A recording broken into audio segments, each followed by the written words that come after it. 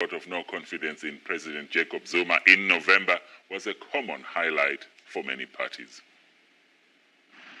Key legislation, the ESCOM inquiry and the SABC ad hoc committee were all some of the highlights for political parties this year. There have also been quite a number of reports that have come before Parliament. One of those reports, in the form of introducing a bill, is improving the powers of the Auditor General, so that we can't have people who use monies fruitlessly and wastefully, but the Auditor General has no power to intervene decisively on these matters.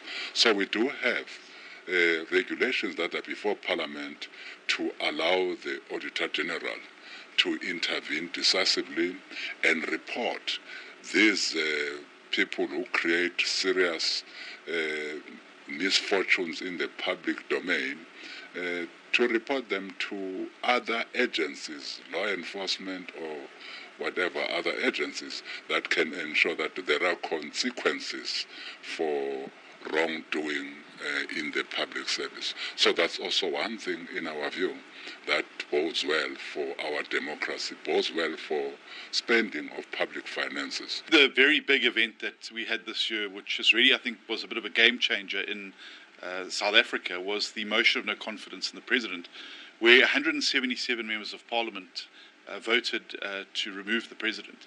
It's the first motion of no confidence in post-democratic South Africa where a sizable chunk of voters from the ANC government benches voted against their own sitting president. I think that what that started to do was put the blood in the water for a whole host of events that started to happen after that. The Gupta leaks, state capture, all that started to emerge after that. And I think that it was the unlocking of a key stone to be able to start driving those issues. We told the Speaker that she must use the secret ballot, and she refused. And we took her to court, and the court agreed with us to say that no, she can, because she has powers to grant the secret. I think an extremely positive event was the fact that the Medical Innovation Bill's objectives, one that we started 3 years ago with late Dr. Ambrosini, were met and Parliament adopted the report, and the Medical Control Council are now using regulation to allow people to grow marijuana and process marijuana for medical purposes. I think that was a great achievement that the IFP made. For us, the highlight was surely the decision by the Speaker to decide that the motion of no confidence and the voting thereof should be in secret. Remember that the court said that she has the discretion to do so, and she took the right decision.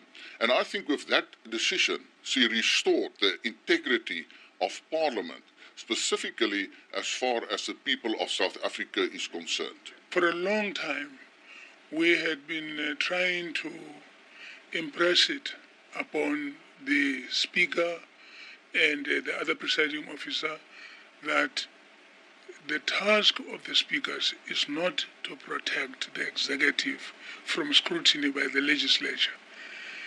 And linked to that when it came to the question of voting on what is the right thing or not the right thing, it's important to protect the right of the members to follow their own consciences, because when they take the oath of office, they do so guided by their own consciences, and they swear allegiance to the Constitution